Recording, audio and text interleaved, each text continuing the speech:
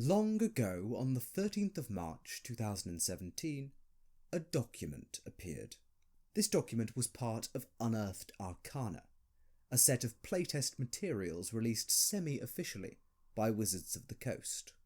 The Mystic class for Dungeons & Dragons 5th edition had entered its final form, and a younger me was excited. 28 pages of detailed, complex and never-before-seen abilities, mechanics, and psionics later, I was convinced that my first D&D character needed to be a mystic. So, what happened? A new class, released even before the Artificer entered the annals of time. Abilities bastardized and shared around the surviving classes. A game with immense psionic power baked into its lore and its villains, and yet no player class to take advantage of psionics for good. Let's talk about the Mystic class and its dishonorable death.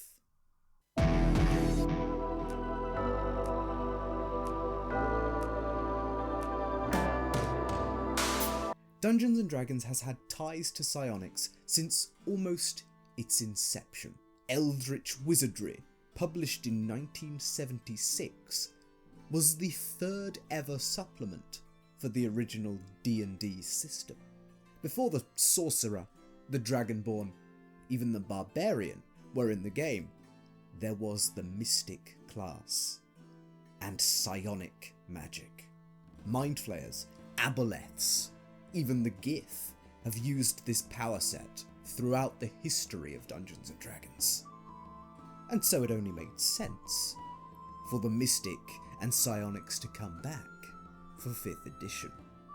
Nevertheless, the Player's Handbook came and went, and it was a few years before the first rumblings were heard. Mystics were testable, finally, and they were powerful.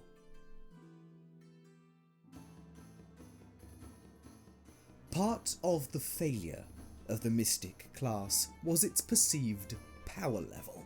For instance, at level 9, a Mystic could turn invisible for 1 minute while still being able to attack, could shrink to microscopic size, gaining a +10 to stealth and a +5 to armor class, and dominate a creature using an intelligence saving throw, one of the best in the game. And this level 9 caster would still have enough juice to do it all again.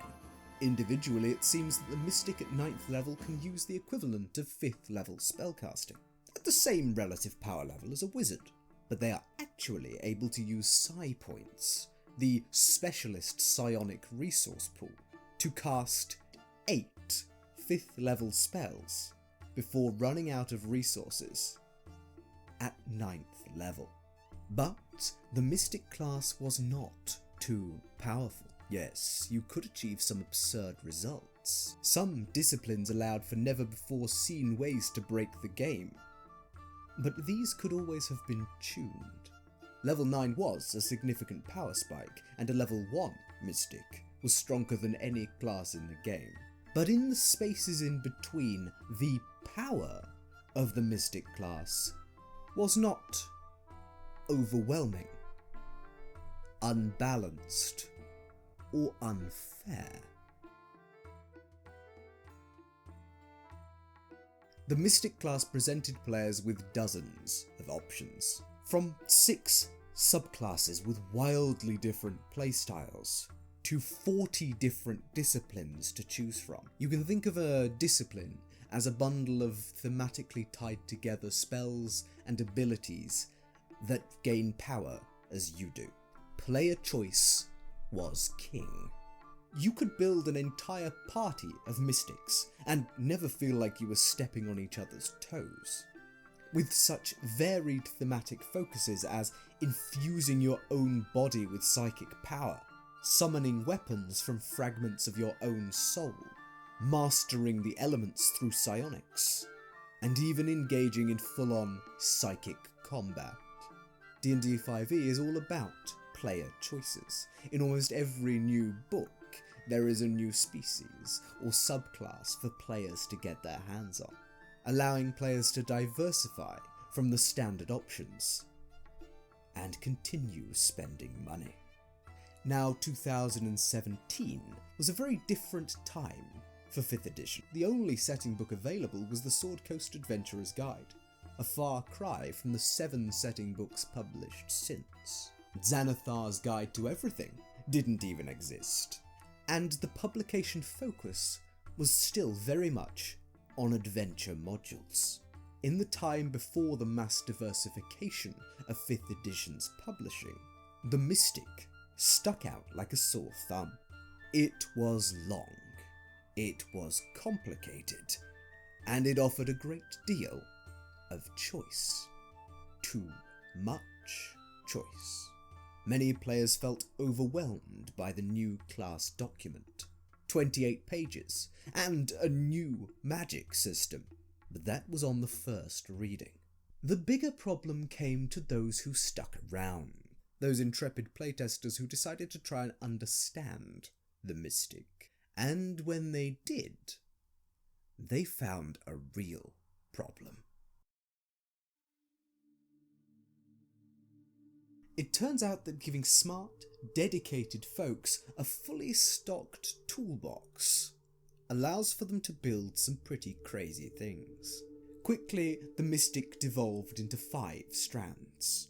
1 focused on boosting stealth skills and striking hard from the shadows. Another focused on survivability, using this new system to build absurd armor classes and soak damage.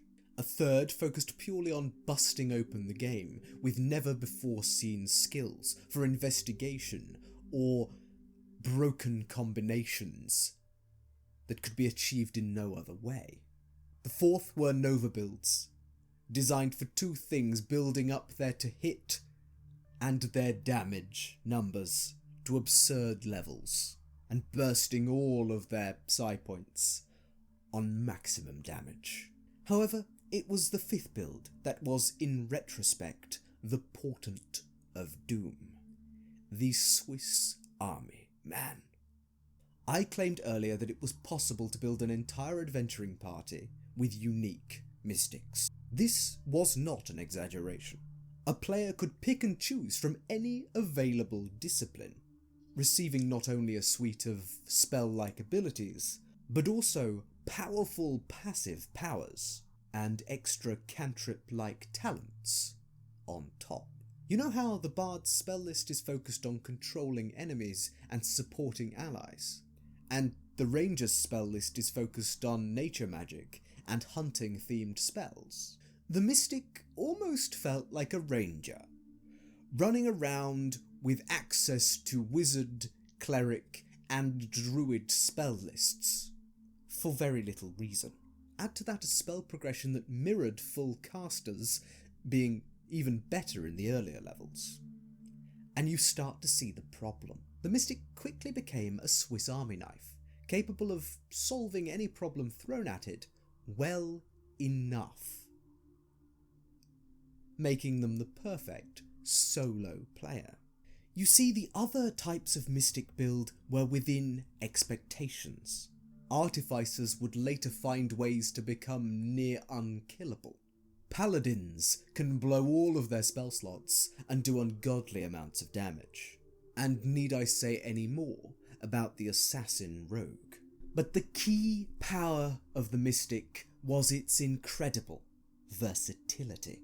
Add into that the fact that 5 out of 6 of the subclasses allowed you 3 disciplines from level 1, and it's no small wonder that versatility was the watchword of the Mystic, especially when you get to customize the loadout of your disciplines every level up. The Mystic was not too strong. It may have had too many player options, but its chief crime was that it did everything just well enough. In a traditional party, the rogue does stealth, the wizard does magic, the fighter does fighting, and the cleric does healing. The mystic does everything. In 2017, we experimented with an unofficial character class, the Mystic, focused on psionic powers. Through its features and subclasses, the Mystic allowed you to create a character who echoed the abilities of other classes in the game, but with a psionic twist.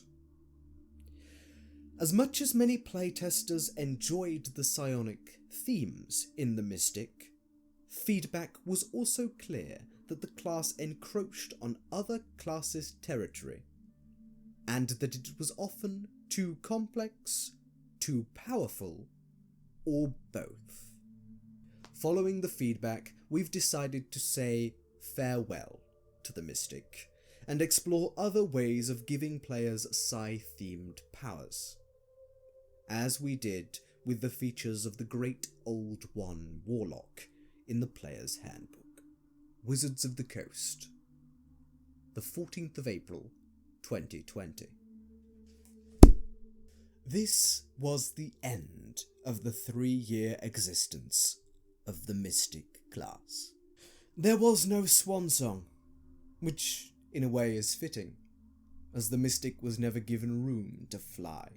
Everything just stopped.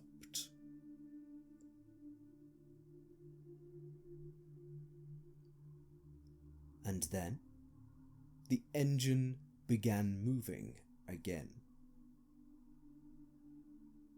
Slowly, quietly this time.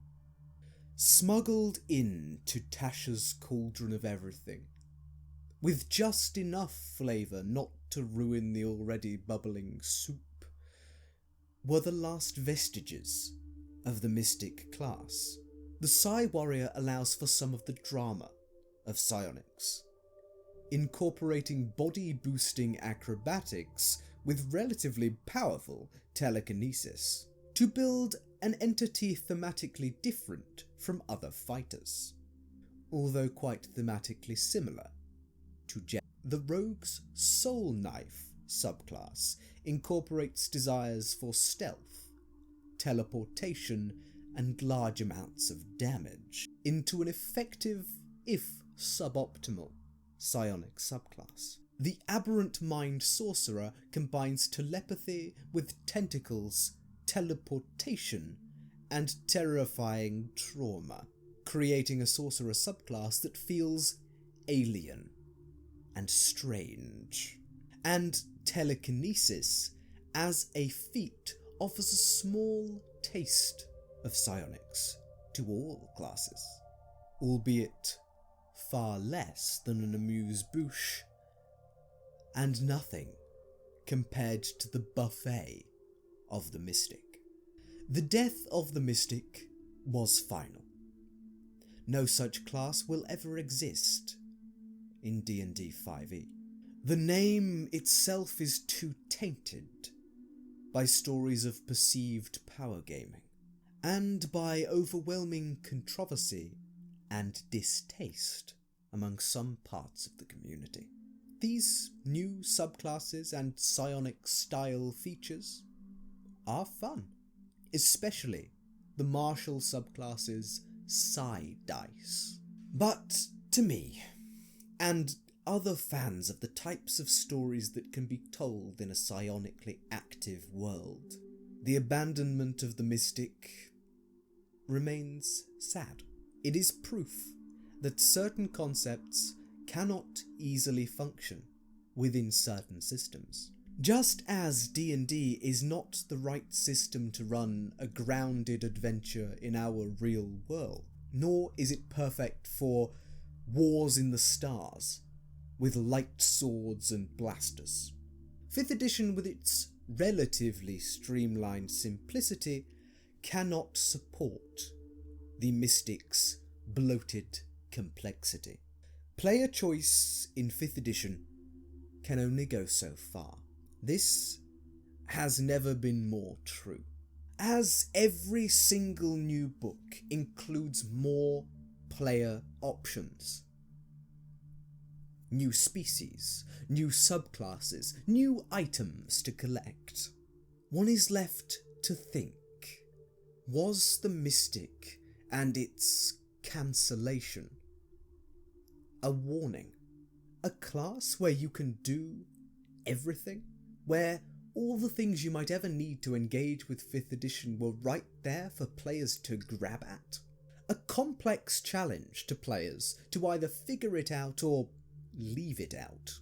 And, also important, the greatest class to play if you ever wanted to play D&D in its simplest form.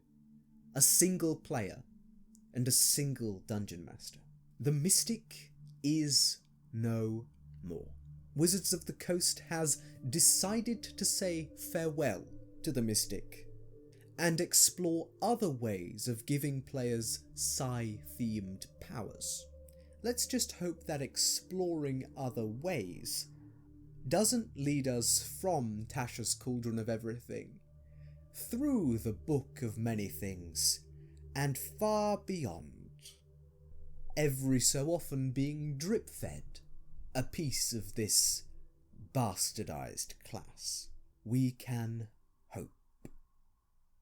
But regarding this little retrospective look, we can say this for certain. The Mystic class sprung fully formed and fully flawed from the minds of Wizards of the Coast. It was never made official, but its ideas were nonetheless intriguing for many. Its legacy is mixed. A name, Mystic, sullied for some. Psionics, a core part of D&D's history, slowly returns to our sourcebooks. I hope one day to play an official Psion class in a modern edition of D&D, but until then, there's always homebrew. Thank you for watching. I hope you've enjoyed this slightly more sedate look at a piece of D&D 5e history. This class was important to me and formed my introduction to this game. If you've enjoyed the video, please consider subscribing and liking it, and share it with a friend or two who might be interested in this little piece of D&D publication history. With that said, I've been Tom, otherwise known as the Grungeon Master, and I'll see you in the next one.